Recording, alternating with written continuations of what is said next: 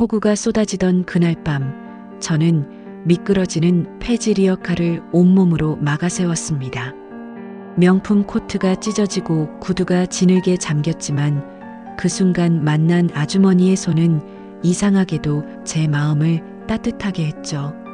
며칠 뒤 침수된 쪽방에서 다시 마주한 아주머니의 낡은 상자 속에서 저는 한 장의 오래된 사진을 발견했습니다. 한복을 곱게 입은 젊은 아주머니와 품에 안긴 환하게 웃는 어린아이, 그리고 사진 뒷면에 삐뚤빼뚤 적힌 엄마 사랑해라는 글씨. 그런데 그 아이가 바로 제 약혼자 박민준이었습니다. 모두가 100억을 횡령하고 바람까지 피워 집안에서 쫓겨난 며느리라고 믿어왔던 그 사람, 그 악명 높은 도둑 며느리가 사실은 민준 오빠의 친어머니라면? 그렇다면 30년 동안 대체 누가 왜 이 모든 진실을 조작한 걸까요? 저는 이제 선택해야 합니다. 그룹의 미래일까요? 아니면 진실, 그리고 누군가가 빼앗긴 30년의 시간을 되돌려주는 일일까요? 지금부터 그 이야기의 시작으로 여러분을 초대합니다. 폭우가 쏟아지는 밤이었습니다. 저는 명품백을 꽉 움켜쥐고 골목길을 서둘러 걸었어요. 오늘도 아버지와 저녁 식사를 하고 돌아오는 길이었죠. 식사 내내 아버지가 하신 말씀이 귀에 맴돌았습니다. 서연아, 내일 태양그룹 박민준과 약혼 발표하는 거 잊지 않았지? 한빛그룹과 태양그룹의 전략적 제휴, 두 그룹의 미래를 위한 결혼. 저는 그저 그 거대한 톱니바퀴 속 작은 부품일 뿐이었습니다. 빗물이 명품 구두 안으로 스며들었어요. 차가웠지만 개의치 않았죠. 어차피 제 인생도 이렇게 차갑게 정해져 있었으니까요. 그때였습니다. 으악! 앞쪽에서 비명소리가 들렸어요. 고개를 들어보니 폐지를 가득 실은 리어카가 가파른 내리막길에서 미끄러지고 있었습니다. 리어카를 끌던 아주머니가 빗길에 넘어진 채 일어나지 못하고 있었어요. 리어카는 점점 속도를 내며 굴러내려왔습니다. 이대로 가다간 큰 사고가 날 게 분명했죠. 저는 생각할 겨를도 없이 뛰어들었습니다. 위험해요. 온 힘을 다해 리어카를 붙잡았어요. 무거운 폐지 더미가 제 몸을 밀어냈지만 저는 버텼습니다. 명품 구두가 진흙탕에 푹 빠졌고 코트 자락이 리어카 바퀴에 끼어 찢어졌어요. 하지만 다행히 리어카는 멈췄습니다. 아주머니, 괜찮으세요? 저는 서둘러 넘어진 아주머니께 다가가 손을 내밀었습니다. 아주머니의 손은 제 손과는 너무나 달랐어요. 거칠고 주름진 세월의 무게가 고스란히 담긴 손이었죠. 아이고, 고맙습니다, 아가씨. 아주머니가 제 손을 꽉 잡으며 일어섰습니다. 그 손의 온기가 이상하게도 가슴속까지 전해지는 것 같았어요. 괜찮아요. 다치신 데는 없으세요? 저는 아주머니의 무릎과 팔꿈치를 살폈습니다. 다행히 큰 상처는 없어 보였어요. 아가씨 옷이 이렇게 망가졌는데. 아주머니는 제 찢어진 코트와 진흙투성이가 된 구두를 보며 미안해 하셨습니다. 떨리는 손으로 코트에 묻은 진흙을 털어내려 하시는 아주머니를 보며 저도 모르게 눈시울이 뜨거워졌어요. 이런 거 별거 아니에요. 아주머니가 다치지 않으신 게 다행이에요. 정말이었습니다. 이 옷이 얼마짜리인지, 이 구두가 얼마나 귀한지 그런 건 중요하지 않았어요. 아주머니가 제 얼굴을 한참 들여다보시더니 조용히 말씀하셨습니다. 요즘 젊은이들은 다 차갑다고 생각했는데 아가씨는 다르네요. 참 따뜻한 분이에요. 그 말에 왜 눈물이 날 것 같았는지 모르겠습니다. 저는 그저 당연한 일을 했을 뿐인데 아주머니는 마치 큰 은혜를 입은 것처럼 제 손을 꽉 잡고 계셨어요. 집이 어디세요? 모셔다 드릴게요. 아이고, 어떡해요. 아가씨가 이미 이렇게 도와주셨는데. 괜찮아요. 이 폭우에 혼자 가시면 위험하잖아요. 저는 아주머니와 함께 리어카를 끌기 시작했습니다. 명품백은 어느새 폐지 더미 위에 놓여 있었고 제 손은 리어카 손잡이를 꽉 쥐고 있었어요. 비는 더욱 거세게 쏟아졌지만 이상하게도 마음만은 따뜻했습니다.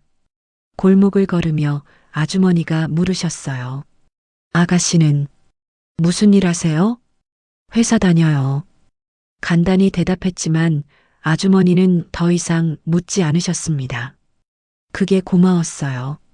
한빛그룹 회장의 딸이라는 것, 내일 정략 결혼을 발표한다는 것, 그런 무거운 이야기를 하고 싶지 않았으니까요. 저기가 제가 사는 곳이에요. 아주머니가 가리킨 곳은 허름한 쪽방촌이었습니다. 비가 새는 지붕, 금방이라도 무너질 것 같은 계단. 제가 사는 강남의 펜트하우스와는 너무나 다른 세상이었죠. 여기까지만 가도 돼요. 정말 고마워요, 아가씨. 아주머니가 리어카를 받아들며 말씀하셨습니다. 비에 젖은 아주머니의 얼굴에 주름이 더 깊어 보였어요. 조심히 들어가세요, 아주머니. 돌아서려는데 아주머니가 다시 제 손을 잡으셨습니다. 아가씨, 다음에 또 봬요. 하늘이 우리를 다시 만나게 해줄 거예요. 그때는 몰랐습니다. 아주머니의 그 말이 예언이 될 줄은. 집으로 돌아오는 택시 안에서 저는 창밖을 멍하니 바라봤습니다. 빗물이 차창을 타고 흘러내렸고 제 마음도 그렇게 어딘가로 흘러가고 있었어요. 따뜻한 분이에요. 아주머니의 말이 계속 귓가에 맴돌았습니다. 저는 정말 따뜻한 사람일까요? 가족을 위해, 그룹을 위해 사랑 없는 결혼을 하려는 이 차가운 사람이 펜트하우스에 도착했을 때 현관에서 제 모습을 확인했습니다. 진흙투성이 코트, 망가진 구두, 젖어서 엉망이 된 머리. 거울 속 제 얼굴이 낯설었어요. 하지만 이상하게도 오늘처럼 살아있다는 느낌을 받은 적이 없었습니다. 샤워를 마치고 침대에 누웠을 때 휴대폰이 울렸습니다. 아버지였어요. 서연아, 내일 약혼 발표 준비 다 됐지? 우리 두 그룹의 미래가 걸린 일이다. 실수 없도록 해라. 네, 아버지. 잊지 않았어요. 전화를 끊고 천장을 바라봤습니다. 내일이면 저는 공식적으로 태양그룹의 예비 며느리가 됩니다. 박민준이라는 남자와 약혼을 하고 언론 앞에서 미소를 지으며 완벽한 재벌 커플을 연기하겠죠.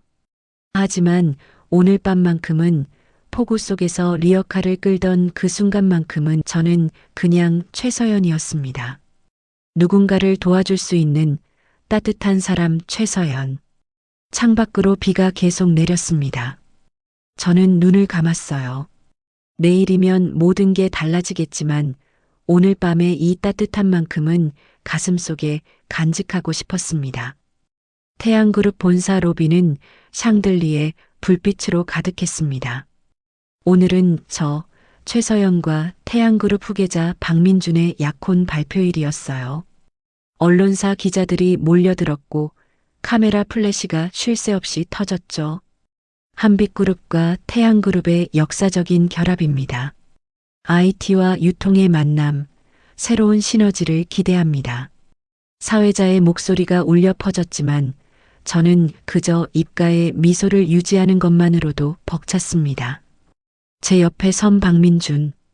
완벽한 정장을 입은 그도 역시 완벽한 미소를 짓고 있었어요.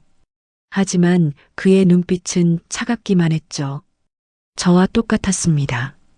우리 둘 다 알고 있었어요. 이건 사랑이 아니라 비즈니스라는 걸. 자, 이제 두 분이 약혼 반지를 교환하시겠습니다. 민준 오빠가 제 손을 잡았습니다.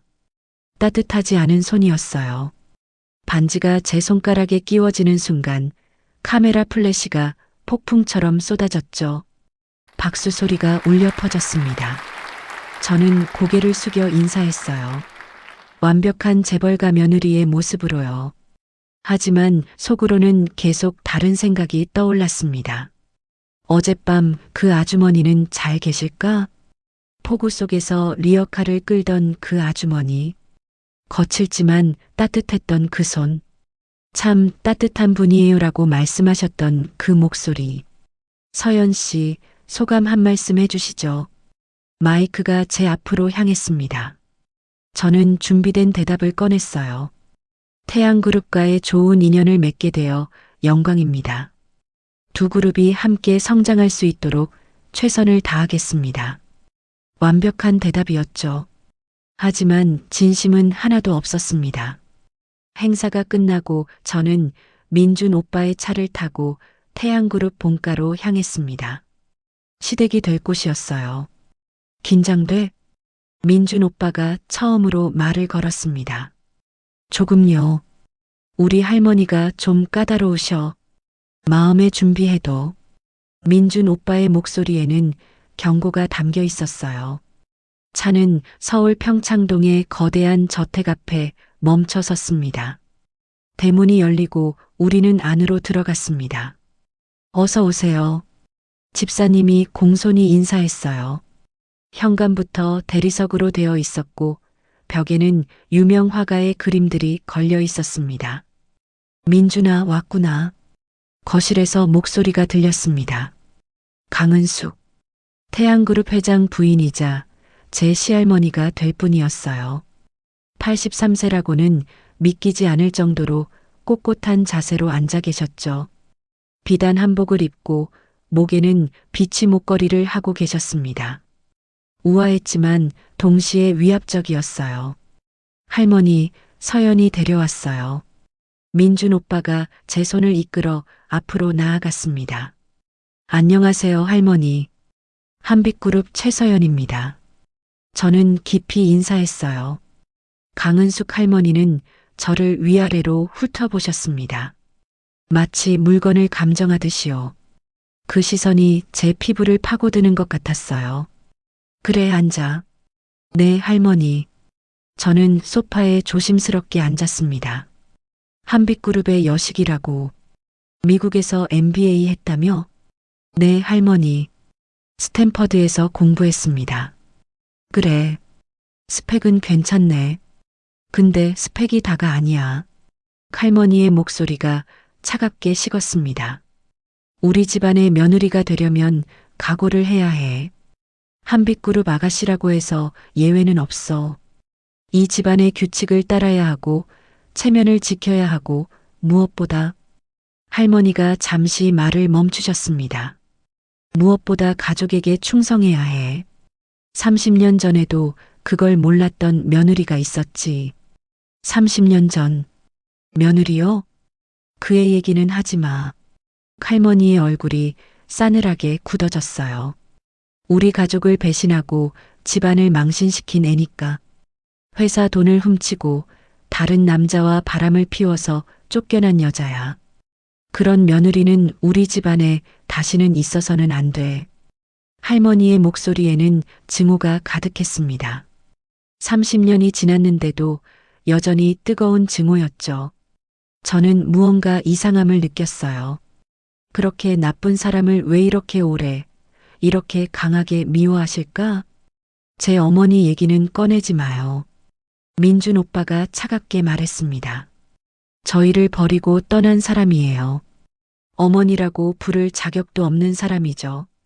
민준 오빠의 목소리에는 상처가 묻어났어요. 30년 된 상처였지만 아직도 아물지 않은 것 같았죠. 저는 입을 다물었습니다.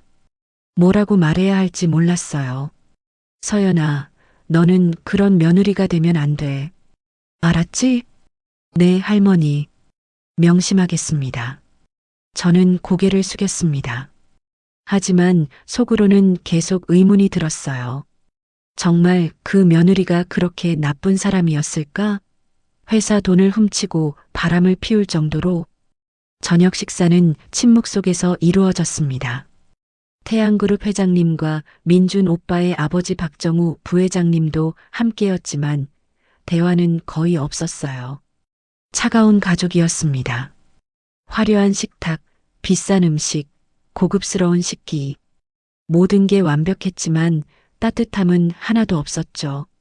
문득 어젯밤 그 아주머니가 떠올랐습니다. 폭우 속에서도 요즘 젊은이들은 다 차갑다고 생각했는데 아가씨는 다르네요 라고 말씀하셨던 그 아주머니. 그분이 말씀하신 차가운 젊은이들이 바로 이런 사람들을 말하는 건가? 식사를 마치고 저는 민준 오빠의 차로 집에 돌아왔습니다. 오늘 수고했어. 민준 오빠가 차 안에서 말했어요. 할머니가 좀 엄하신 것 같아요. 응. 근데 익숙해질 거야. 우리 둘 다. 민준 오빠의 목소리에는 체념이 묻어났습니다. 집에 도착해서 저는 곧장 샤워를 했어요.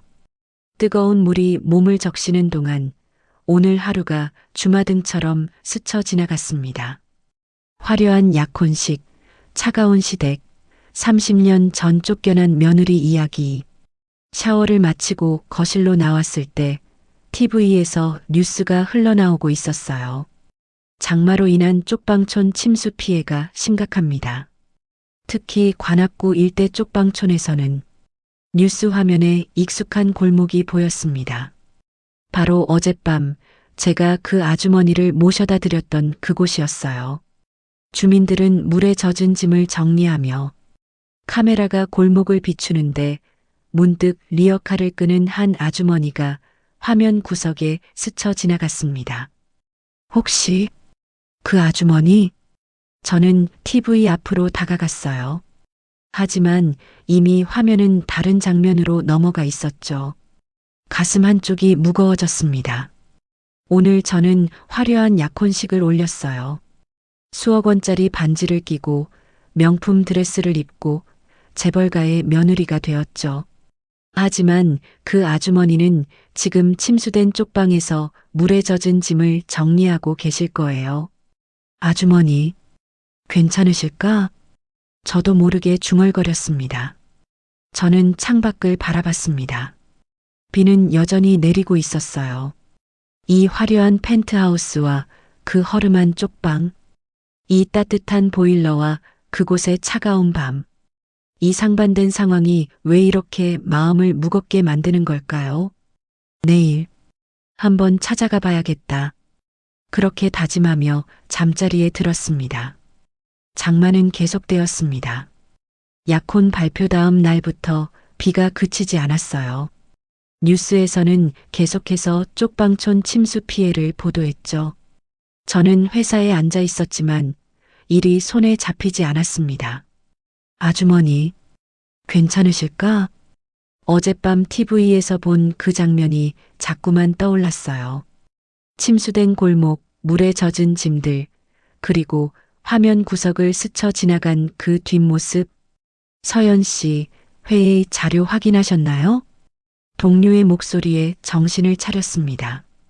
아, 네. 지금 확인할게요. 하지만 모니터 속 숫자들은 눈에 들어오지 않았어요. 대신 자꾸만 그 아주머니의 거칠었던 손이 떠올랐죠. 오후 2시가 되자 저는 결심했습니다. 직접 가봐야겠다. 팀장님께 조심스럽게 말씀드렸어요. 팀장님, 죄송하지만 개인 사정으로 조퇴해도 될까요? 무슨 일 있어요? 급한 개인 일이 생겨서요. 팀장님은 의아한 표정을 지으셨지만 허락해 주셨습니다. 차를 몰고 관악구로 향했습니다. 기억을 더듬어 그날 밤 아주머니를 모셔다 드렸던 골목을 찾았어요. 골목 입구에 차를 세우고 내렸습니다. 생각했던 것보다 상황은 심각했어요. 침수된 물은 빠졌지만 골목 곳곳에 진흙과 쓰레기가 쌓여 있었죠. 주민들은 물에 젖은 짐을 밖으로 꺼내 말리고 있었습니다. 아주머니 집은 어디쯤이었지? 기억을 더듬으며 골목 안쪽으로 걸어 들어갔습니다. 그때였어요. 으이고, 익숙한 신음소리가 들렸습니다. 고개를 돌리니 한 반지하 계단 앞에서 아주머니가 무거운 상자를 들고 있었어요. 물에 젖은 상자는 무게를 이기지 못하고 바닥이 찢어질 것처럼 처져 있었죠. 아주머니. 저는 달려가 아주머니 곁에 섰습니다. 아주머니는 저를 보고 깜짝 놀란 표정을 지었어요. 아가씨? 여기는 어쩐 일이세요? 뉴스 봤어요. 걱정돼서 왔어요. 저는 아주머니 손에서 상자를 받아들었습니다. 생각보다 훨씬 무거웠어요. 물에 젖은 옷가지와 이불이 가득 들어 있었죠. 아이고, 고마워요. 근데 이런 데까지 와서 아주머니의 눈가가 붉어졌습니다. 괜찮아요. 제가 도와드릴게요. 저는 상자를 들고 계단을 올라갔습니다. 명품 구두가 진흙탕에 빠졌지만 개의치 않았어요. 아주머니의 방은 좁았습니다. 아니, 방이라고 부르기도 민망할 정도로 작았죠. 싱크대와 화장실이 붙어 있는 원룸이었고 벽에는 곰팡이가 피어 있었어요. 방 안은 엉망이었습니다. 물에 젖은 이불, 책들, 옷가지들이 여기저기 널려 있었어요. 이거 다 말려야 하는데 혼자서는 도저히. 아주머니가 한숨을 쉬었습니다. 제가 도와드릴게요. 저는 재킷을 벗고 소매를 걷어 올렸습니다. 다음 1시간 동안 저희는 함께 젖은 짐들을 정리했어요. 물에 젖은 이불을 짜고 옷가지를 널고 바닥에 물기를 닦았죠. 땀이 등을 타고 흘러내렸습니다. 손톱 사이로 진흙이 파고들었고 무릎은 바닥에 꿇어서 까졌어요. 하지만 이상하게도 마음은 편안했습니다. 정말 고마워요, 아가씨. 아가씨가 아니었으면 어쩔 뻔했는지. 아주머니가 제 손을 꽉 잡으며 말씀하셨습니다. 천만에요. 당연히 해야 할 일이에요. 그때였습니다. 방 구석에 쌓여있던 낡은 상자 하나가 눈에 들어왔어요. 다른 짐들과 달리 비닐로 여러 겹 꼼꼼하게 쌓여 있었죠. 테이프도 여러 번 감겨 있었고요. 아주머니, 저 상자도 옮겨야 할 것 같은데. 제가 상자를 가리키자 아주머니의 얼굴이 굳어졌습니다. 아, 그건 괜찮아요. 하지만 이미 저는 상자를 조심스럽게 들고 있었어요. 습기로 테이프가 약해진 상태였는지 상자를 옮기는 순간 한쪽 테이프가 떨어지면서 비닐이 헐거워졌습니다. 그 틈새로 뭔가가 스르르 떨어져 나왔어요. 사진이었습니다. 낡고 색이 바랜 사진 한 장. 저는 본능적으로 사진을 집어들었어요. 그 순간 숨이 멎는 것 같았습니다. 사진 속에는 젊은 여자가 있었어요. 화려한 비단 한복을 입고 어린 아이를 안고 활짝 웃고 있었죠. 그런데 그 배경이 이거 태양그룹 본가잖아요? 저도 모르게 큰 소리로 말했습니다. 분명했어요. 어제 저녁 갔던 바로 그 저택이었죠. 거대한 정원, 독특한 기와 지붕, 현관 앞에 소나무까지 똑같았어요. 아가씨, 그건 아주머니가 황급히 다가와 사진을 빼앗으려 했습니다. 하지만 저는 사진을 놓지 않았어요. 아니, 놓을 수가 없었죠. 사진 속 젊은 여자를 자세히 보았습니다. 그리고 깨달았어요. 아주머니, 이 사람이 아주머니신가요? 젊었지만 분명 같은 사람이었습니다. 눈매, 인매, 특히 그 미소. 아주머니는 대답하지 않으셨어요. 그저 고개를 돌린 채 떨고 계셨죠. 아주머니, 무슨 일이 있으셨어요? 제가 조심스럽게 물었습니다. 한참의 침묵이 흘렀습니다. 그리고 아주머니가 천천히 입을 열었어요. 30년 전, 저도 한때는 큰 집 며느리였어요. 아주머니의 목소리는 떨리고 있었습니다. 저 사진 속 저택이 제가 살던 집이었어요. 시댁이었죠. 제 손이 떨렸습니다. 그런데 어떻게 시어머니가 저를 쫓아내셨어요. 아주머니의 눈에서 눈물이 흘러내렸습니다. 제가 회사 돈을 훔쳤다고 하셨어요. 100억이나 되는 큰 돈을요. 그리고 다른 남자와 바람을 피웠다고도 하셨죠. 제 가슴이 철렁 내려앉았습니다. 회사 돈 횡령, 바람. 어제 강은숙 할머니가 했던 말과 똑같았어요. 하지만 저는 그런 짓 안 했어요. 아주머니가 제 손을 꽉 잡았습니다. 저는 정말 아무 짓도 안 했어요. 그냥 시어머니 마음에 안 들었던 거예요. 가난한 집안 출신이었으니까요.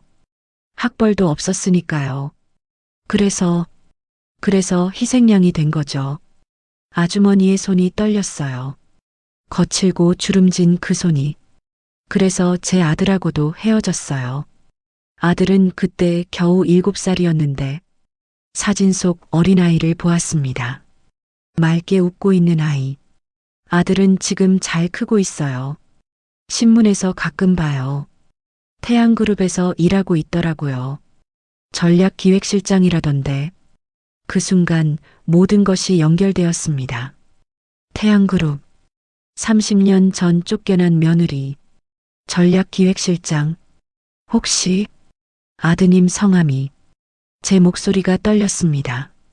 박민준이에요. 아주머니가 조용히 대답했습니다. 세상이 멈춘 것 같았습니다. 제 약혼자 박민준. 어제 제 어머니는 저희를 버렸어요 라고 차갑게 말했던 그 사람. 그 사람의 어머니가 바로 이 아주머니였다는 거예요? 아가씨, 괜찮아요? 아주머니가 걱정스럽게 물으셨습니다. 저는 대답할 수 없었어요. 입이 떨어지지 않았죠. 아주머니는 제가 왜 이렇게 놀라는지 모르셨습니다. 당연했죠. 저와 민준 오빠가 약혼했다는 걸 모르시니까요. 미안해요. 아가씨한테 이런 무거운 얘기를 했네요.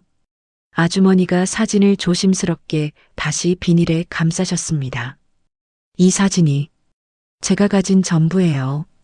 아들이랑 함께 찍은 마지막 사진이거든요. 아주머니의 목소리가 가늘게 떨렸어요. 사진 뒷면에 아들이 써준 글씨가 있어요. 어렸을 때 삐뚤빼뚤하게 쓴. 아주머니가 사진을 뒤집어 보여주셨습니다. 거기에는 어린아이의 손글씨로 이렇게 적혀 있었어요. 엄마 사랑해. 제 눈에서 눈물이 흘러내렸습니다. 30년. 이 아주머니는 30년 동안 이 사진 한 장을 안고 살아오신 거예요. 폐지를 주우며 쪽방에서 홀로. 그리고 민준 오빠는 30년 동안 어머니가 자신을 버렸다고 믿으며 살아온 거고요. 아주머니, 괜찮아요. 이미 오래전 일이에요. 아주머니는 억지로 미소를 지으셨습니다. 다만 멀리서라도 아들이 잘 사는 모습을 볼 수 있어서 다행이에요. 신문에 나온 사진을 보면 정말 잘 컸더라고요. 그걸로 충분해요. 충분할 리 없었습니다. 아주머니의 눈빛을 보면 알 수 있었어요. 매일 밤 이 사진을 꺼내보며 울었을 그 세월이. 저는 주먹을 꽉 쥐었습니다. 이건 잘못됐어. 뭔가 크게 잘못됐어. 어제 강은숙 할머니가 했던 말들이 떠올랐습니다. 회사 돈을 훔치고 바람을 피워서 쫓겨난 여자. 하지만 제 앞에 있는 이 아주머니는 그런 사람이 아니었어요. 폭우 속에서도 폐지를 주우며 살아가는 사람. 침수된 방에서도 사진 한 장을 비닐로 싸서 지키는 사람. 아들을 30년 동안 멀리서만 바라보며 살아온 사람. 진실은 뭘까? 저는 일어서며 말했습니다. 아주머니, 제가 다시 올게요. 아가씨가 바쁠 텐데 이런 곳까지 와줘서 정말 고마웠어요. 아니에요. 제가 꼭 다시 올게요. 저는 아주머니의 방을 나왔습니다. 차에 올라탔지만 시동을 걸 수가 없었어요. 핸들을 꽉 쥔 채 생각했습니다. 민준 오빠에게 말해야 할까? 어머니가 살아계시다고, 그것도 폐지를 주우며 쪽방에서 살고 계시다고? 아니면 먼저 진실을 알아봐야 할까? 30년 전 정말 무슨 일이 있었는지. 휴대폰이 울렸습니다. 민준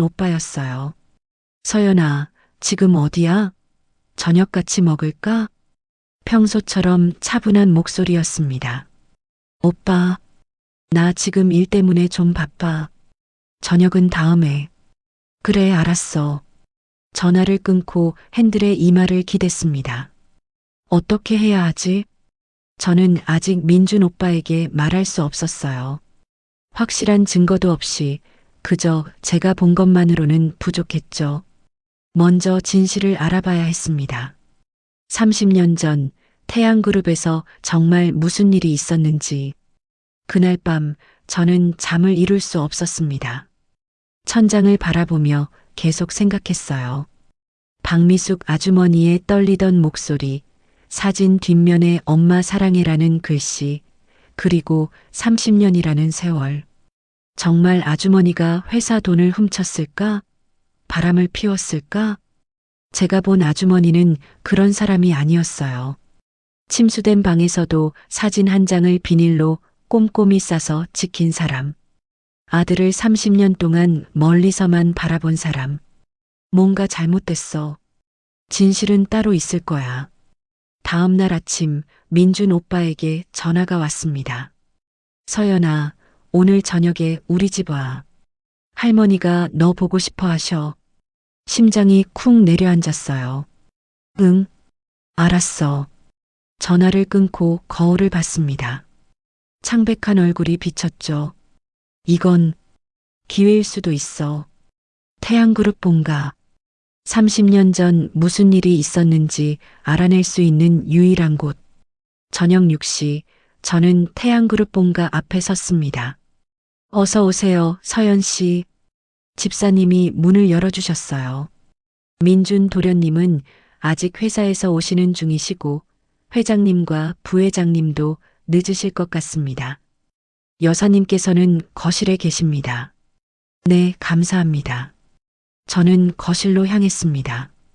시할머니가 소파에 앉아 차를 드시고 계셨어요. 왔구나, 서연아. 안녕하세요, 할머니. 깊이 인사를 올렸습니다. 앉아. 민준이는 곧 올 거야. 저는 조심스럽게 소파에 앉았어요. 저 화장실 좀 다녀와도 될까요? 그래. 거짓말이었습니다. 하지만 집안을 둘러볼 핑계가 필요했어요. 2층으로 올라갔습니다. 긴 복도가 이어져 있었고 양쪽으로 방문들이 보였죠. 화장실을 가는 척하고 복도를 천천히 걸었습니다. 그때 복도 끝에 작은 문이 보였어요. 다른 방문들과 달리 낡고 먼지가 쌓여 있었죠. 창고인가? 주위를 살피고 조심스럽게 문을 열었습니다. 좁은 계단이 위로 이어져 있었어요. 다락방 같았죠. 계단을 올라가자 먼지 냄새가 코를 찔렀습니다. 오래된 가구들과 상자들이 가득했어요. 30년 전 물건들이 여기 있을지도. 손전등을 켜고 상자들을 하나씩 살펴보기 시작했습니다. 오래된 서류들, 낡은 옷가지들, 액자들. 그때 눈에 띄는 상자 하나를 발견했어요. 다른 상자들과 달리 테이프가 여러 겹 붙어 있었죠. 이건 뭔가 숨기려고 한 것 같은데? 조심스럽게 테이프를 뜯었습니다. 상자 안에는 오래된 신문 스크랩들이 가득했어요. 태양그룹 장남 며느리 횡령 혐의.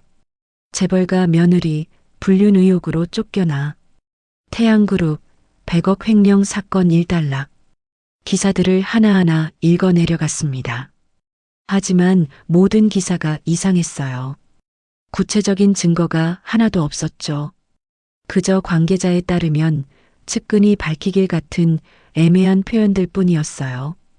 그리고 며느리의 사진은 단 한 장도 없었습니다. 얼굴도 이름도 전부 박모 씨로만 표기되어 있었죠. 이상해.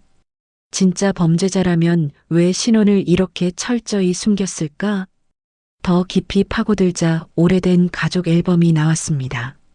조심스럽게 펼쳤어요. 첫 장에는 젊은 시절의 강은숙 할머니와 회장님이 계셨죠. 그 다음 장에는 박정우 부회장님의 어린 시절 사진들. 그리고 다음 장을 넘기는 순간 손이 멈췄습니다. 사진이 찢어져 있었어요. 정확히는 한 사람만 찢어져 나간 것이었죠. 박정우 부회장님 옆에 서 있었을 누군가가 거칠게 찢겨나가 있었습니다. 하지만 찢어진 부분에 작은 조각이 남아 있었어요.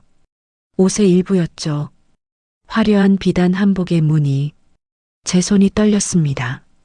이 무늬 어디서 봤지? 기억을 더듬었어요. 그러다 깨달았죠. 어제 박미숙 아주머니 방에서 본 사진. 그 사진 속에서 아주머니가 입고 계셨던 한복의 무늬와 똑같았어요. 그럼 이 찢어진 사람이 박미숙 아주머니란 말이야? 심장이 빠르게 뛰었습니다. 왜 사진을 찢어낸 거지? 정말로 범죄자였다면 그냥 앨범을 버리면 될 텐데. 왜 일부러 한 사람만 찢어낸 거야? 그때였습니다. 서연아? 뒤에서 목소리가 들렸어요. 깜짝 놀라 돌아보니 민준 오빠가 서 있었습니다. 오빠, 언제 온 거야? 방금. 근데 여기서 뭐해? 민준 오빠의 목소리는 차가웠어요. 나 화장실 가다가 이 방이 궁금해서. 여긴 창고야. 들어오면 안 되는 곳이고. 민준 오빠가 다가와 제 손에 든 앨범을 봤습니다. 순간 그의 얼굴이 굳어졌어요. 그게 뭐야? 가족 앨범 같은데. 오빠, 이 찢어진 사람이 누구야? 제가 찢어진 페이지를 가리키자 민준 오빠는 얼굴을 돌렸습니다. 몰라. 오빠, 정말 몰라. 할머니가 버리라고 했던 앨범인데 왜 여기 있는지도 모르겠어. 민준 오빠의 목소리에는 거부감이 묻어났어요. 저는 용기를 내어 물었습니다. 오빠 어머니가 정말 회사 돈을 훔쳤을까? 정말 바람을 피웠을까?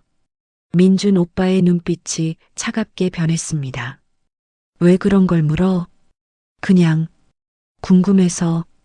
어제 할머니 말씀 듣고 계속 생각이 나더라고.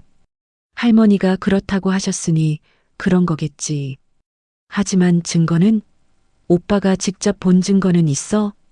나 7살이었어. 무슨 증거를 받겠어? 민준 오빠의 목소리가 떨렸어요. 그냥 어느 날 엄마가 사라졌어. 할머니가 그러시더라.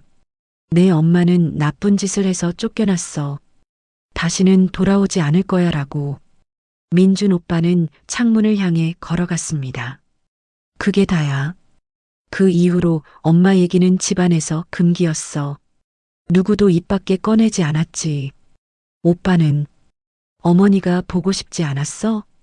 민준 오빠의 어깨가 미세하게 떨렸습니다. 매일 밤 울었어.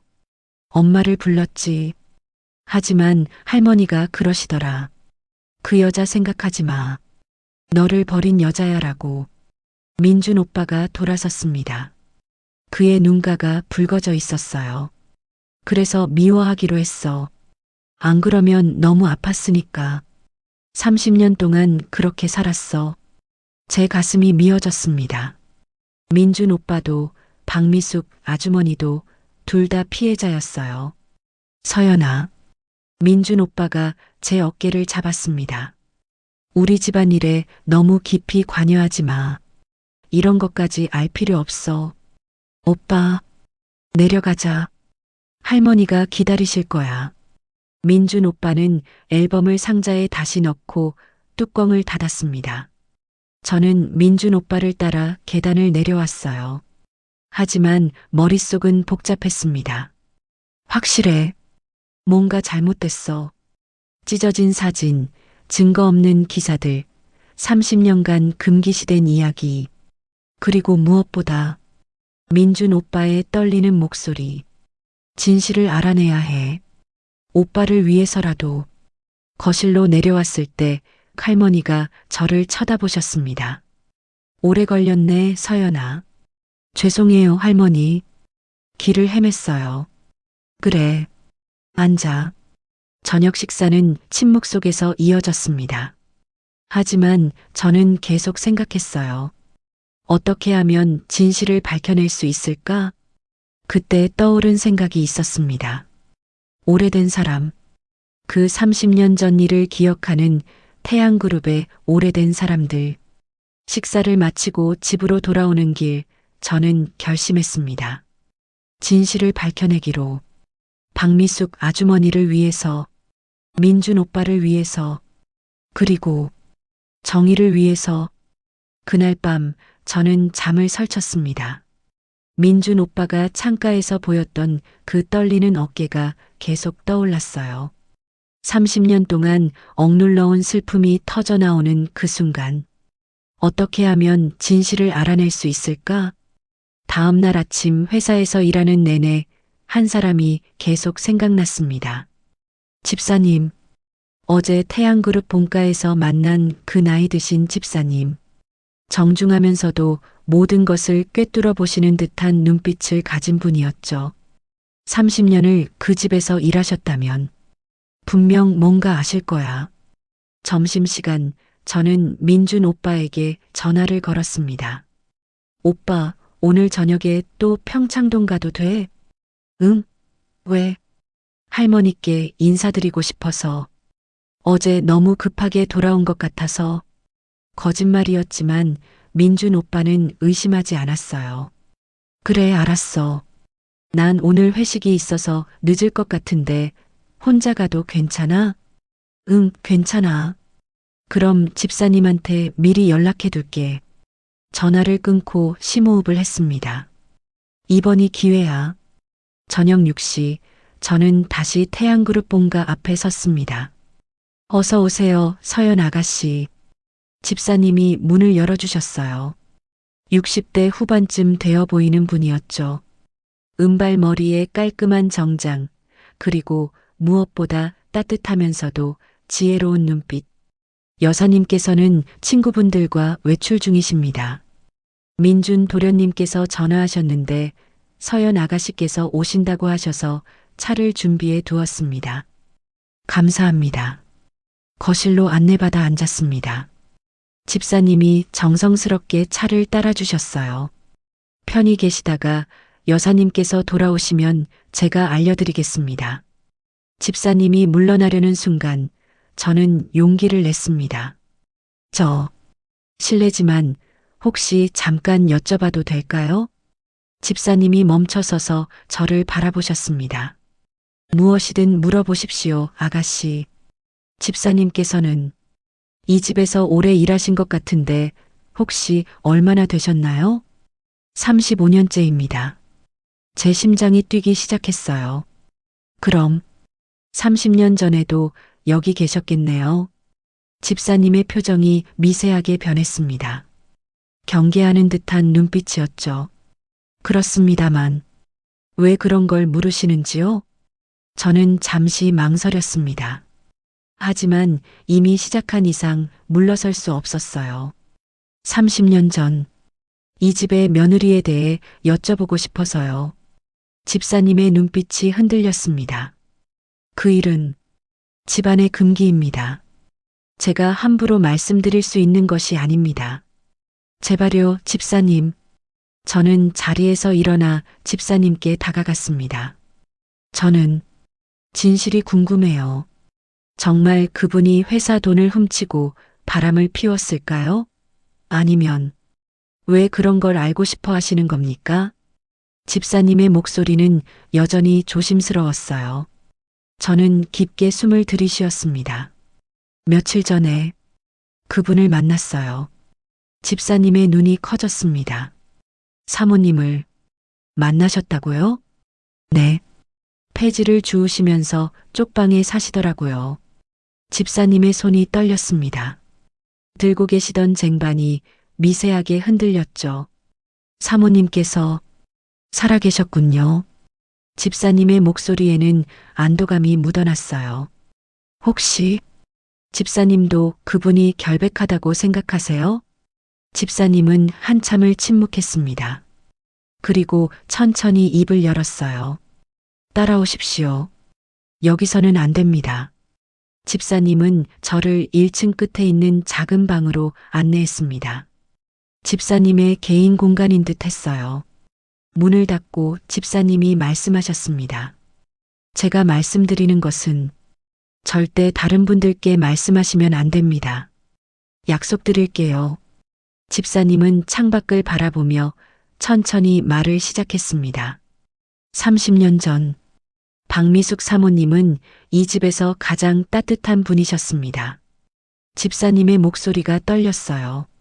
여사님께서는 사모님을 처음부터 마땅찮게 보셨습니다. 가난한 집안 출신이라고, 학벌이 없다고, 부회장님께서 사랑해서 데려온 며느리였는데도 말입니다. 그럼 정말 사모님은 회사 돈을 훔치지 않으셨습니다. 집사님이 단호하게 말씀하셨습니다. 그때 저도 이상하다고 생각했습니다.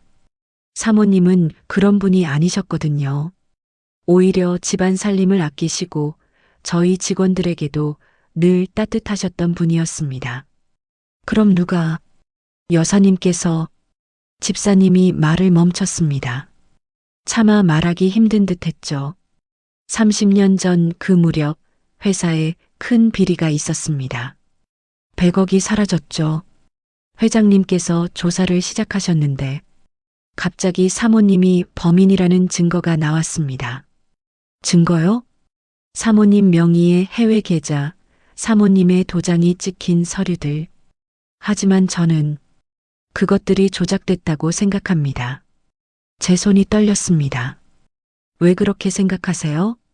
사모님은 그때 임신 중이셨습니다. 집사님의 목소리가 더욱 낮아졌어요. 둘째를 가지고 계셨죠. 그런 상황에서 회사 돈을 훔치고 도망갈 계획을 세우실 리가 없습니다. 임신 하셨다고요? 네. 하지만 쫓겨나시던 날 집사님이 눈을 감았습니다. 사모님께서 계단에서 밀려 넘어지셨습니다. 그리고 아이를 더 이상 말씀하실 수 없는 듯 했어요. 제 눈에서 눈물이 흘러내렸습니다. 누가 밀었나요? 그건 제가 직접 보지 못했습니다. 하지만 그날 여사님께서 사모님과 2층에서 대화를 나누셨다는 것은 압니다. 집사님이 저를 바라보셨습니다. 서연 아가씨, 제 말을 들으십시오. 이 집안의 진실은 너무 어둡습니다. 아가씨가 알기에는 너무 위험합니다.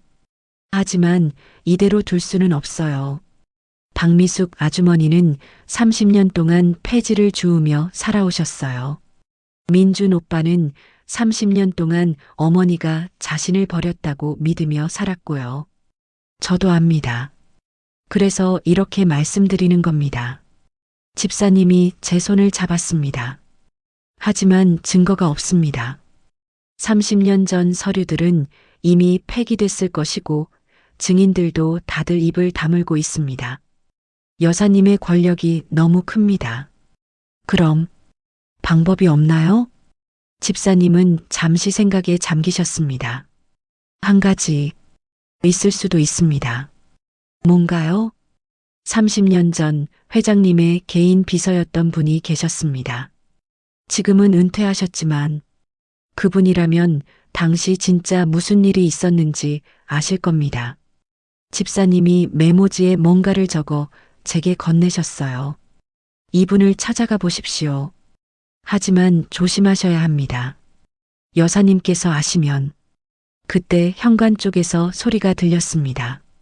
김 집사? 할머니의 목소리였어요. 집사님과 저는 깜짝 놀라 서로를 바라봤습니다. 어서 나가십시오. 제가 안내해 드리겠습니다.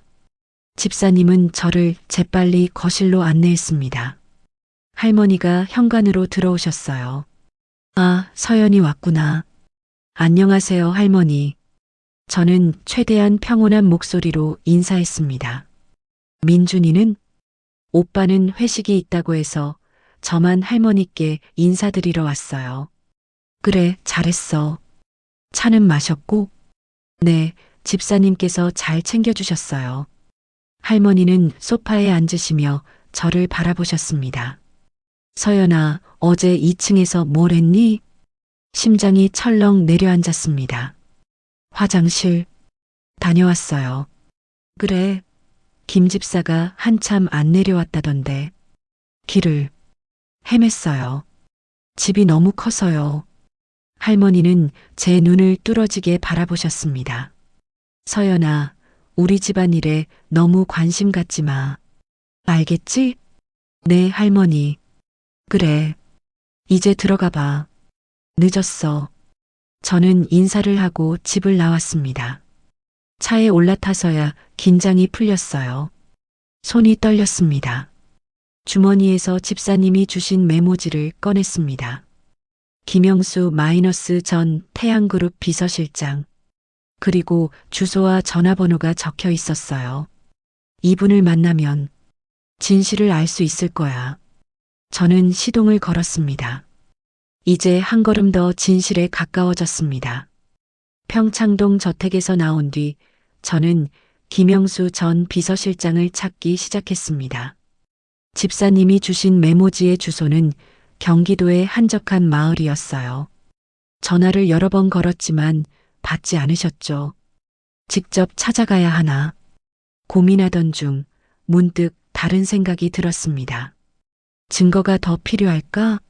아니면 지금 가진 것만으로도 충분할까? 집사님의 증언, 찢어진 사진, 그리고 무엇보다 박미숙 아주머니의 눈빛.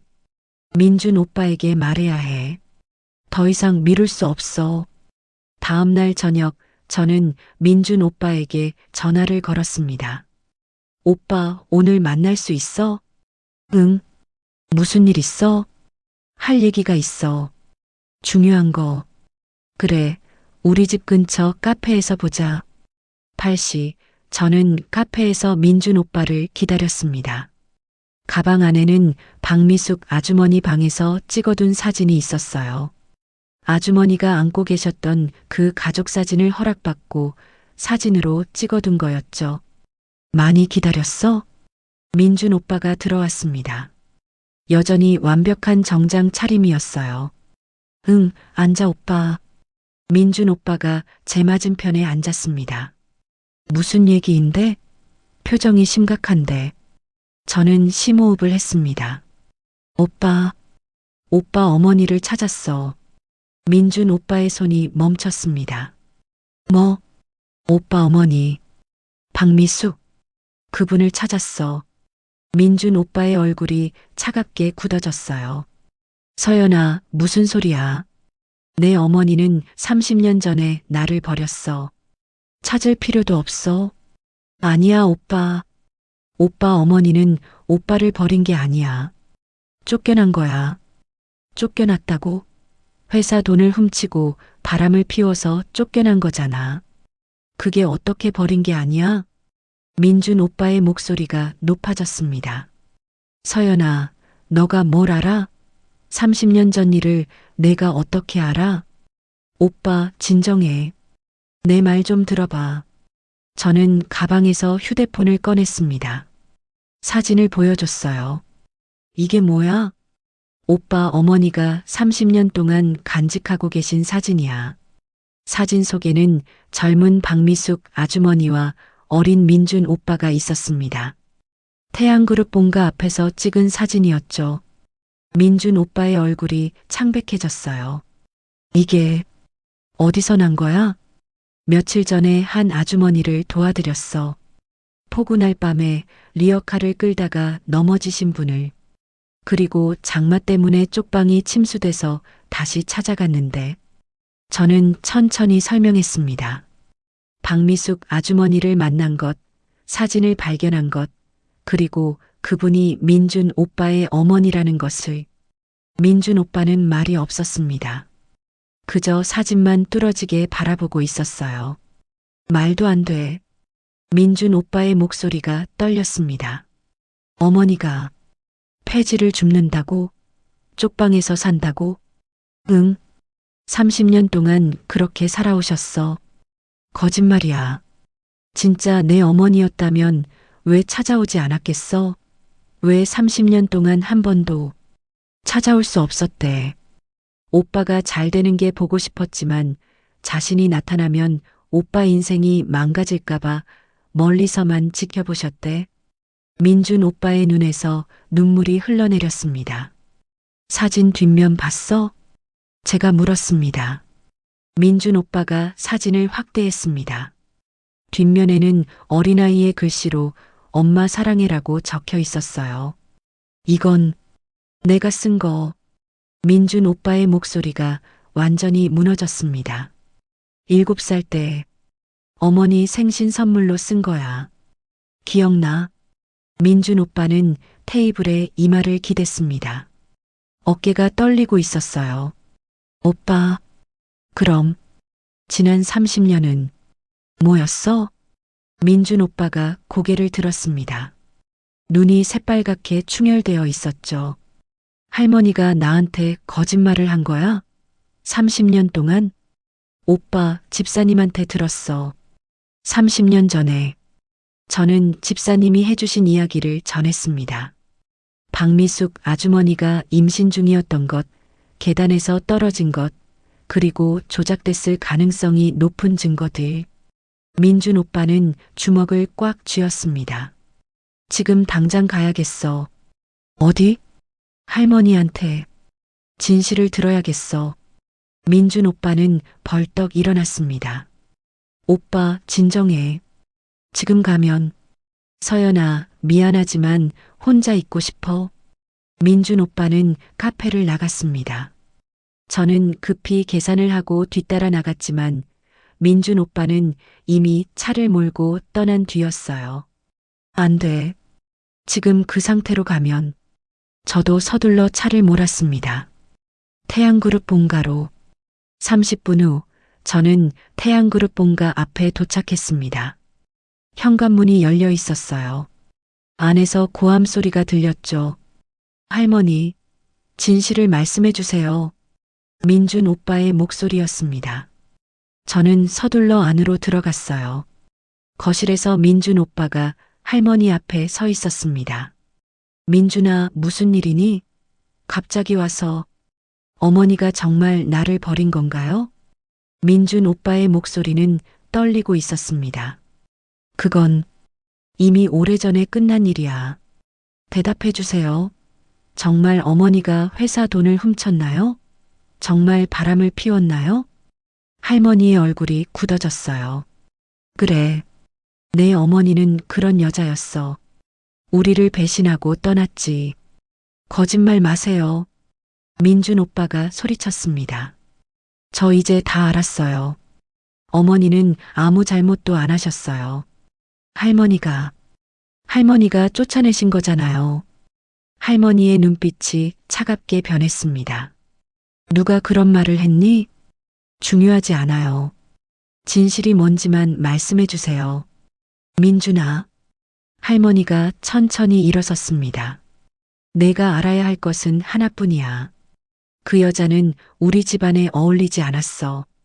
그래서 내보냈어. 그게 다야. 어울리지 않는다고 쫓아냈다고요? 어머니가 무슨 잘못을 했길래요? 잘못? 가난한 집안 출신의 학벌도 없는 주제에 우리 집 며느리 행세를 했다는 게 잘못이지. 강은숙 할머니의 목소리에는 차가운 증오가 담겨 있었어요. 그때 저를 발견한 할머니가 말했습니다. 서연아, 내가 여기 왜 왔니? 할머니, 혹시 네가 민준이한테 쓸데없는 말을 한 거야? 할머니의 목소리가 위협적으로 변했습니다. 너도 조심해. 우리 집안일에 너무 깊이 개입하면 너희 둘 결혼 깨질 수 있어. 노골적인 협박이었습니다. 할머니, 협박하지 마세요. 민준 오빠가 제 앞을 막아섰어요. 서연이는 잘못 없어요. 나한테 진실을 말해줬을 뿐이에요. 진실? 할머니가 비웃었습니다. 내가 아는 게 무슨 진실이니? 30년 전 일을? 너 7살이었잖니. 그래서 더 잔인한 거잖아요. 민준 오빠의 목소리가 터져나왔습니다. 7살 아이한테 거짓말을 하고 30년 동안 그 거짓말 속에서 살게 만든 게 그게 할머니가 한 일이에요. 할머니는 아무 말도 하지 않았습니다. 내 어머니가 어디 계신지 알려주세요. 모른다. 거짓말 마세요. 정말 모른다. 쫓아낸 다음부터 소식이 없어. 민준 오빠가 저를 돌아봤습니다. 서연아, 우리 어머니 어디 계셔? 저는 주소를 알려드렸습니다. 민준 오빠는 고개를 끄덕이고 현관으로 향했어요. 민준아. 할머니가 불렀지만 민준 오빠는 돌아보지 않았습니다. 저도 민준 오빠를 따라 나가려 했어요. 서연아, 너 지금 뭐 하는 거니? 할머니가 저를 불렀습니다. 가봐야 해요, 할머니. 넌 번듯한 그룹의 회장 딸이야. 그런 별 볼 일 없는 여자 편을 들 거야? 그분은 그런 여자가 아니에요. 저는 할머니를 똑바로 바라봤습니다. 30년 동안 폐지를 주우며 아들을 멀리서 지켜본 어머니예요. 그리고 앞으로 제 시어머니가 되실 분이고요. 할머니의 얼굴이 일그러졌습니다. 내가 감히. 죄송하지만 저는 정의가 더 중요해요. 그룹의 이익보다도요. 저는 인사도 하지 않고 현관을 나섰습니다. 민준 오빠가 차 옆에서 저를 기다리고 있었어요. 서연아, 같이 가줄래? 당연하지, 오빠. 우리는 차에 올라탔습니다. 30년 만에 어머니와 아들이 만나는 순간을 향해 비가 내리기 시작했습니다. 차 안에서 민준 오빠는 한마디도 하지 않았어요. 그저 핸들을 꽉 쥔 채 앞만 바라보고 있었죠. 저도 말을 걸 수 없었습니다. 무슨 말을 해야 할지 몰랐어요. 30년. 어머니와 아들이 만나기까지 너무 긴 시간이었습니다. 쪽방촌에 도착했을 때 비는 더 세차게 내리고 있었어요. 저기, 제가 골목 입구를 가리켰습니다. 민준 오빠는 차를 세우고 내렸어요. 저도 따라 내렸죠. 오빠 괜찮아? 모르겠어. 민준 오빠의 목소리가 떨렸습니다. 30년 만에 어떤 얼굴로 만나야 할지 그때였습니다. 골목 끝에서 리어카를 끄는 뒷모습이 보였어요. 박미숙 아주머니였습니다. 비에 젖은 낡은 점퍼를 입고 무거운 폐지 리어카를 끌고 계셨죠. 민준 오빠는 그 자리에 얼어붙었습니다. 어머니. 아주 작은 목소리였지만 저는 들을 수 있었어요. 민준 오빠가 천천히 걸어가기 시작했습니다. 한 걸음 한 걸음. 비가 정장을 적셨지만 개의치 않았죠. 저는 멀리서 지켜봤습니다. 아주머니도 민준 오빠를 봤습니다. 리어카를 끄는 손이 멈췄어요. 30년 전 7살이었던 아들. 지금은 훤칠한 어른이 되어 자신을 향해 걸어오고 있었죠. 민준아. 아주머니의 입에서 아들의 이름이 흘러나왔습니다. 리어카 손잡이를 놓고 비틀거리셨어요. 민준 오빠가 달려갔습니다. 어머니. 두 사람이 빗속에서 마주 섰습니다. 아주머니는 떨리는 손으로 민준 오빠의 얼굴을 만졌어요. 정말 민준이구나. 정말. 어머니. 죄송해요. 민준 오빠의 목소리가 흐느꼈습니다. 제가 몰랐어요. 아니야. 내 잘못이 아니야. 아주머니가 고개를 저었습니다. 엄마가 못난 거야. 아니에요. 민준 오빠가 외쳤습니다. 어머니는 아무 잘못 없어요. 제가 다 알았어요. 할머니가 거짓말한 거, 어머니를 쫓아낸 거, 다 알았어요. 아주머니의 눈에서 눈물이 쏟아졌습니다. 미안해. 엄마가 정말 미안해. 왜 찾아오지 않으셨어요? 민준 오빠의 목소리가 떨렸습니다. 왜 30년 동안, 왜 한 번도 내가 나타나면 내 인생이 망가질까봐.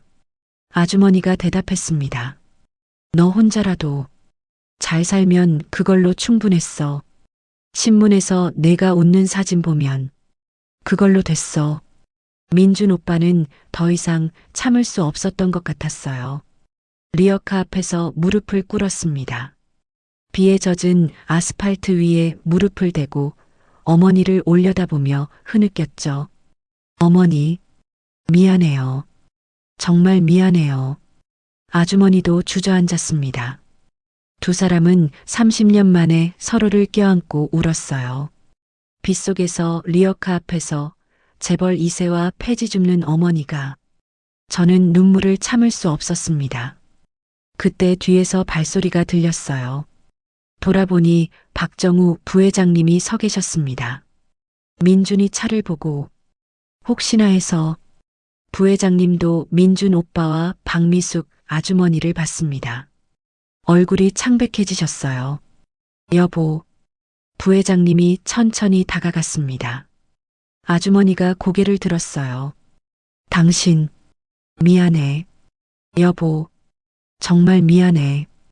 부회장님이 아주머니 앞에 무릎을 꿇었습니다.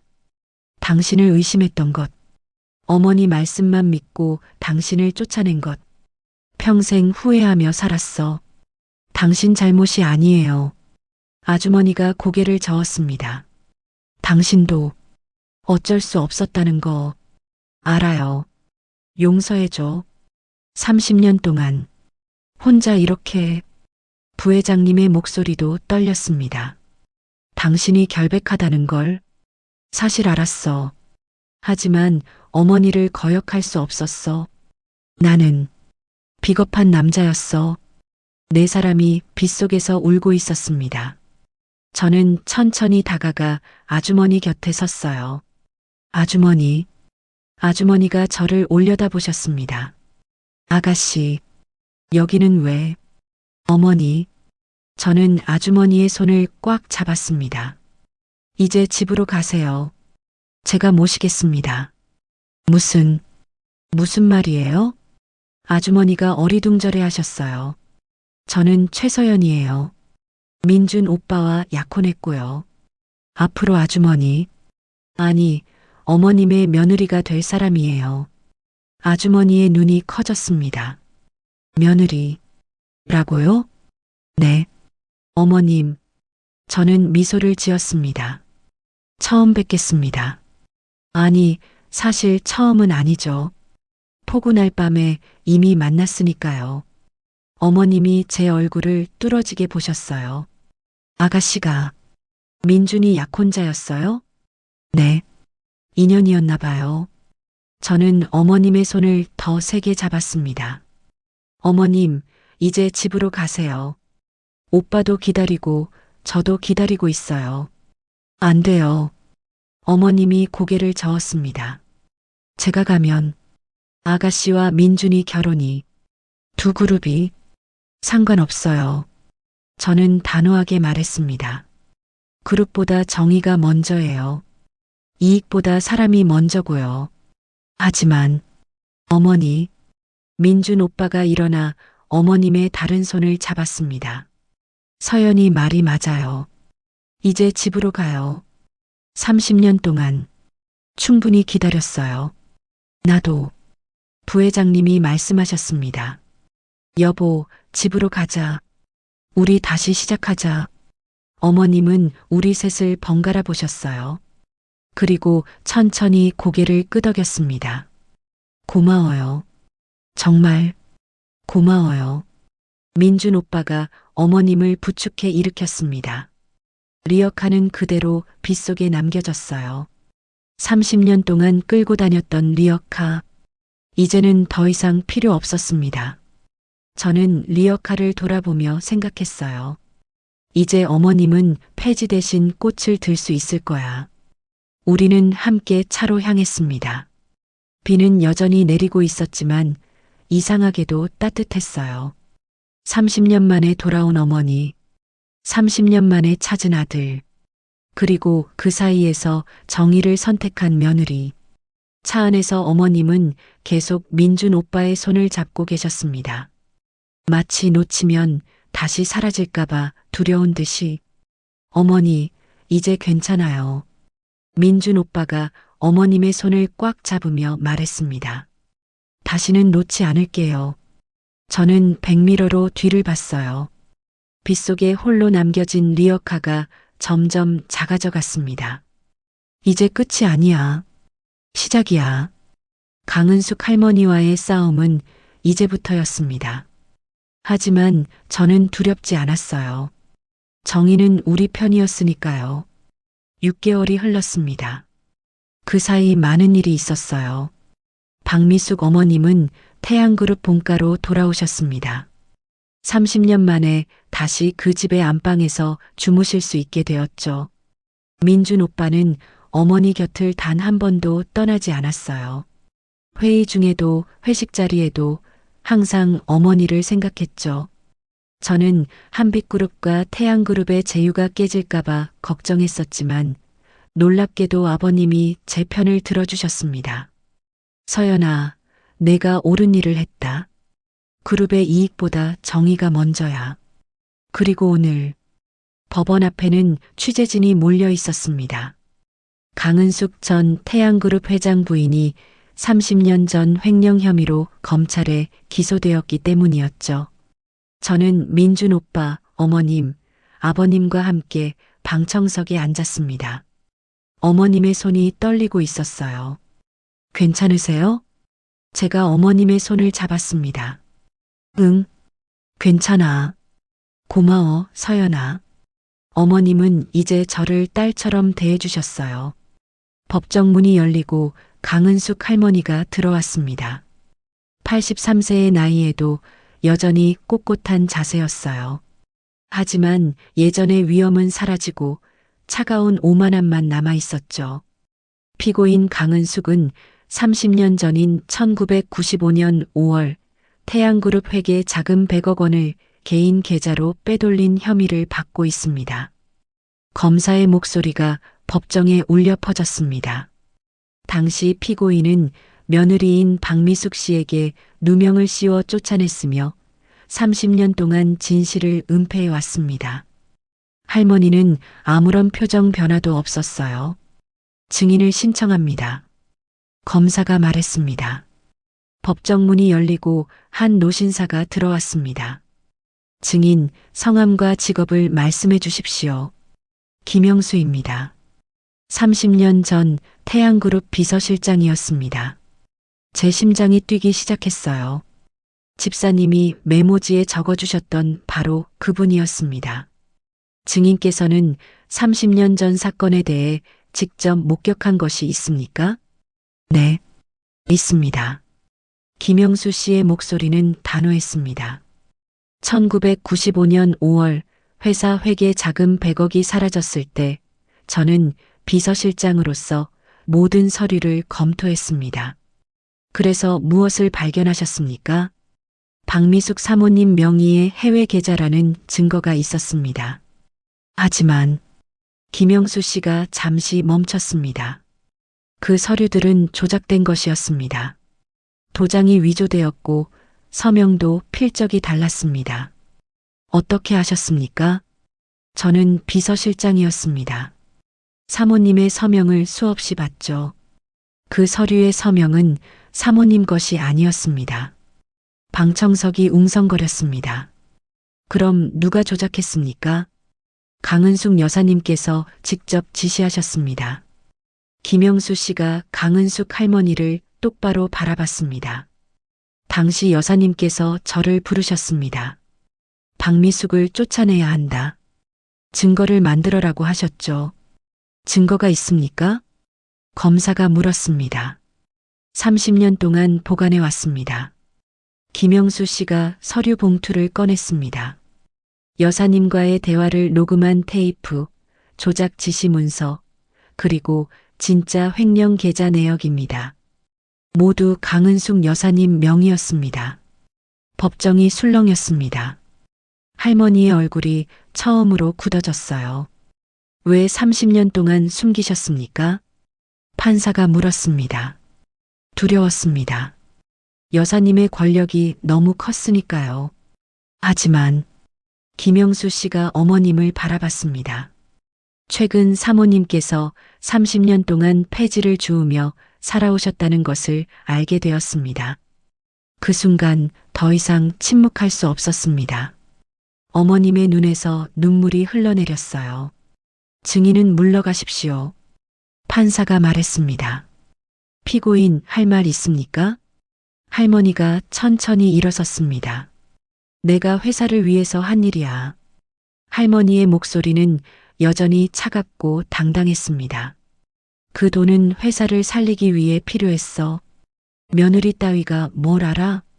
며느리 따위라고요? 판사가 눈살을 찌푸렸습니다. 피고인은 자신의 범죄를 정당화하고 있습니까? 범죄? 난 우리 집안을 지킨 거야. 가난뱅이 며느리를 쫓아낸 건 당연한 일이었어. 방청석에서 탄식이 흘러나왔습니다. 판사가 망치를 두드렸습니다. 피고인 강은숙에게 다음과 같이 선고합니다. 법정이 조용해졌습니다. 횡령죄로 징역 5년, 추징금 200억 원. 할머니의 얼굴이 일그러졌습니다. 또한 무고죄, 명예훼손죄를 더해 최종 징역 7년을 선고합니다. 망치 소리가 울렸습니다. 법정을 나서는 할머니와 어머님의 눈이 마주쳤습니다. 어머님은 조용히 고개를 숙였어요. 증오도 원망도 없는 눈빛이었습니다. 저는 그저 제 아들을 되찾았으면 그걸로 충분합니다. 어머님의 그 말에 할머니는 처음으로 고개를 떨궜습니다. 그로부터 3개월 후 태양그룹 본사 앞 정원에는 하객들이 모여 있었습니다. 저와 민준 오빠의 결혼식 날이었어요. 서연아, 예쁘다. 대기실에서 어머님이 제 면사포를 고쳐주시며 말씀하셨습니다. 감사해요, 어머님. 저는 어머님의 손을 꽉 잡았습니다. 오늘 어머님이 계셔서 정말 행복해요. 나도 이런 날이 올 줄 몰랐어. 어머니의 눈에 눈물이 고였습니다. 민준이가 결혼하는 모습을 볼 수 있다니 꿈만 같아. 입장 음악이 흘러나왔습니다. 민준 오빠가 어머니와 함께 입장했습니다. 하객들이 수군거렸어요. 저분이 30년간 쫓겨났던 며느리래요. 폐지를 주우며 살았다던데. 그런데 결백하다고 밝혀졌잖아요. 시어머니가 횡령범이었대요. 어머님은 개의치 않으셨습니다. 아들 팔에 기댄 채 인생에서 가장 행복한 미소를 지으며 걸어오셨죠. 이제는 폐지 대신 곱게 차려입은 한복을 입고 계셨습니다. 제 차례가 되었습니다. 아버지와 함께 입장하며 민준 오빠를 봤어요. 오빠도 저를 보며 미소 지었습니다. 신랑 신부 서로에게 반지를 교환하시겠습니다. 민준 오빠가 제게 반지를 건넸고 저도 오빠에게 반지를 건넸어요. 그리고 저는 어머님께 다가가 미리 준비한 꽃다발을 하나 더 건넸습니다. 어머님, 어머님이 꽃다발을 받으시며 눈물을 흘렸습니다. 어머님, 그날 비 오는 날 어머님을 마주친 게 제 인생 최고의 행운이었어요. 저는 어머님을 꼭 껴안았습니다. 어머님을 만나지 못했다면 저도 감정이 메마른 재벌 며느리가 되었을 거예요. 어머님이 저한테 정말 중요한 것이 뭔지 가르쳐 주셨어요. 어머님이 제 손을 꽉 잡았습니다. 고맙다, 서연아. 내가 있어서 이 집안에도 따뜻함이 생겼어. 피로연이 끝나고 저녁이 되었습니다. 가족들이 함께 본가 거실에 모였어요. 집사님이 새 가족 사진을 찍자고 제안하셨습니다. 사모님, 이제 새로운 가족 사진을 찍으셔야죠. 그래요. 그러자. 어머님은 30년간 간직한 낡은 가족 사진을 새 액자에 넣어 거실에 걸으셨습니다. 그 옆에 우리가 오늘 찍은 새 가족 사진을 나란히 걸었어요. 민준 오빠, 저, 어머님, 아버지. 네 식구가 함께한 사진이었습니다. 이제 완전해졌네. 민준 오빠가 중얼거렸습니다. 하지만 어머님은 창밖을 바라보고 계셨어요. 어머님, 무슨 생각하세요? 제가 물었습니다. 30년. 어머님이 조용히 말씀하셨습니다. 참 긴 시간이었어. 되돌릴 수는 없지만 이제라도 이렇게 된 게 감사해야겠지. 어머님의 목소리에는 아쉬움이 묻어났어요. 그래도 민준이가 어렸을 때 함께 있지 못한 그 시간들은 영원히 돌아오지 않겠지. 민준 오빠가 어머님 옆에 앉았습니다. 어머니, 이제부터라도 함께하면 돼요. 앞으로 30년, 40년 계속 함께 있을 거예요. 그래, 그래야지. 어머님이 민준 오빠의 손을 잡으셨습니다. 저는 그 모습을 바라보며 생각했어요. 정의는 늦었지만 결국 이루어졌어. 폐지를 줍던 손이 이제는 꽃을 들고 있었습니다. 쪽방 대신 따뜻한 집이 있었고 외로움 대신 가족이 있었어요. 하지만 잃어버린 30년의 무게는 여전히 남아 있었습니다. 그건 누구도 돌려줄 수 없는 시간이었죠. 어머님은 새 가족 사진을 한참 바라보셨습니다. 그리고 30년 전 사진도 함께 보시며 조용히 눈물을 흘렸어요. 이번에는 슬픔만의 눈물이 아니었습니다. 기쁨과 아쉬움, 감사와 후회가 모두 섞인 눈물이었죠. 저는 어머님 곁에 앉아 어머님의 어깨에 머리를 기댔습니다. 민준 오빠도 반대편에서 어머님을 안았어요. 우리는 그렇게 함께 앉아 있었습니다. 30년의 세월을 건너 마침내 함께한 가족. 완벽하지는 않았지만 그래도 함께였습니다. 그리고 그것으로 충분했어요. 30년의 세월을 건너 다시 만난 가족의 이야기. 여러분의 마음에는 어떻게 남으셨나요? 이런 따뜻한 이야기들을 계속 만들어갈 수 있도록 구독과 좋아요 부탁드립니다. 그리고 박미숙 어머니처럼 세상 어딘가에서 조용히 견디고 계신 분들을 위한 여러분의 따뜻한 응원 한마디 댓글로 남겨주시면 큰 위로가 될 것 같습니다. 당신의 오늘이 부드럽게 마무리되길 언제나 조용히 응원합니다.